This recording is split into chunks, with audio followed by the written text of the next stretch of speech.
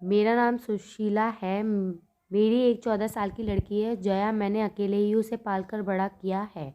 जया और मेरी एक छोटी सी दुनिया है, लेकिन हमारी ज़िंदगी में ऐसी कई बात हैं जो मैंने जया से छिपाई हैं। जया अपना स्कूल जाती है और मैं अपना छोटा सा पार्लर चलाती हूँ। ज़िंदगी हम दोनों की आराम से कट रही है। हमें एक दूसरे के अलावा कभी किसी की ज़रूरत नहीं पड़ी, लेकिन उस दिन के बाद शायद हमारी ज़िंदगी में फिर कोई आने वाला था। मैं पार्लर का सामान लाने के लिए शहर गई थी। जया को साथ नहीं ले गई थी, वो घर पर ही थी। ज़िंदगी में ऐसा होता है, कभी कभी अचानक ही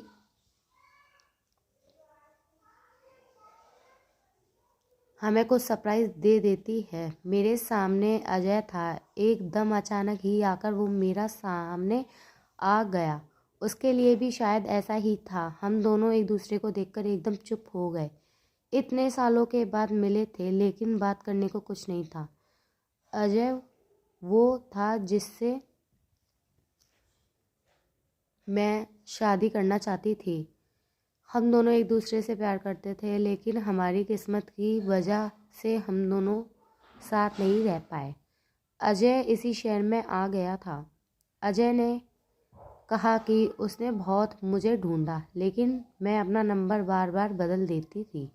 इस कारण उसकी मुझसे बात या मिलना नहीं हो पाया था।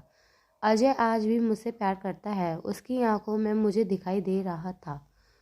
वो बोला कि वो आज भी मुझसे शादी करना चाहता है, मेरी बच्ची को भी अपना लेना चाहता है, लेकिन मैंने उसे कुछ भी जवाब नहीं दिया।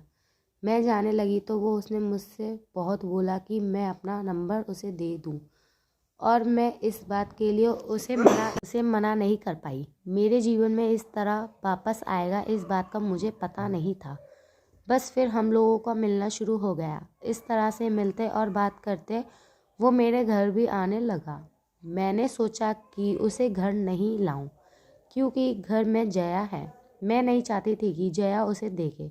उसने कई बार मुझसे कहा कि वो हमारी ज़िंदगी का हिस्सा बनना चाहता है, लेकिन जया के लिए हर बार मैं उसे मना करती रही। फिर एक दिन वो हुआ जिसका मुझे डर था। अजय और हमारे घर पर थे। मैं भूल गई थी कि जया उस दिन हाफ टाइम में ही घर आने वाली है। अजय और मैं अपनी पुरानी बातों में खोए थे। मैं उसके कंधे पर सर रखे हुई थी। उसने मेरा हाथ पकड़ा हुआ था।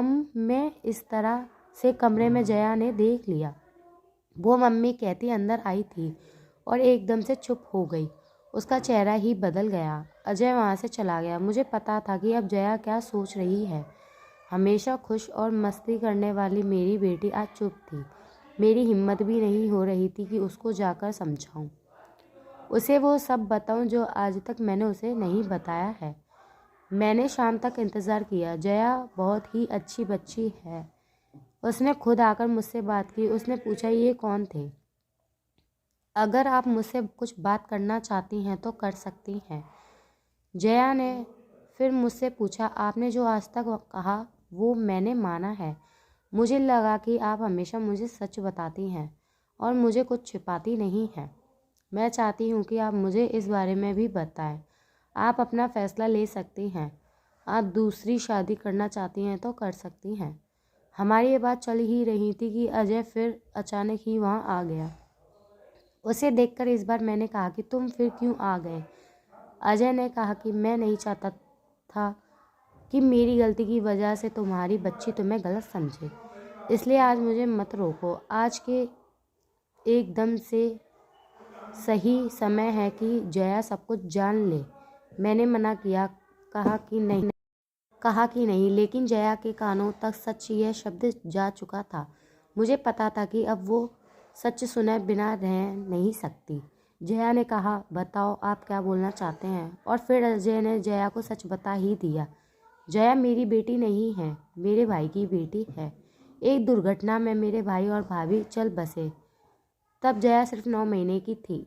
हमारे माँ बाप पहले ही चल बसे थे और वो दोनों भी मेरी सारी ज़मीन बेचकर उसे वहाँ से लेकर मैं यहाँ दूसरे शहर आ गई। अजय ने कहा, यह तुम्हारी बुआ है और हम दोनों की शादी होने वाली थी। सिर्फ तुम्हारे लिए तुम्हारा प्यार बांटने कोई और नहीं आ जाए, इसने मुझसे शादी नहीं की। मैंने बहुत समझाया, लेकिन इसे तुम्हारे अलावा और कुछ दिखाई ही नहीं दे रहा था। बहुत सालों बाद मिले तो हम एक दूसरे से बात करे बिना नहीं रह पाए। मैं इसे आज भी कह रहा हूँ, लेकिन अभी भी यह माना करती है। जया सुनकर मेरी तरफ देखती है और पूछती है, ये क्या बोल रहे हैं? कहो कि ये झूठ बोल रहे हैं। मेरी आंखों से आंसू निकलने लगे। मैंने कहा, बेटी भले ही तू मेरी जान है, लेकिन तूने मेरे कोख से जन्म नहीं लिया। मैं चाहती थी कि तुझे यह बात बता दूं, लेकिन इस तरह से आज बताना पड़ेगा मैंने सोचा नहीं था।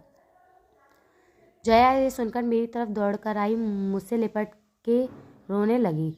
बोली, क्या बोलूं बुआ, माँ या भगवान? मैंने कहा, तू मेरी बेटी है और मैं तेरी माँ, बस यही सच है और यही रहेगा।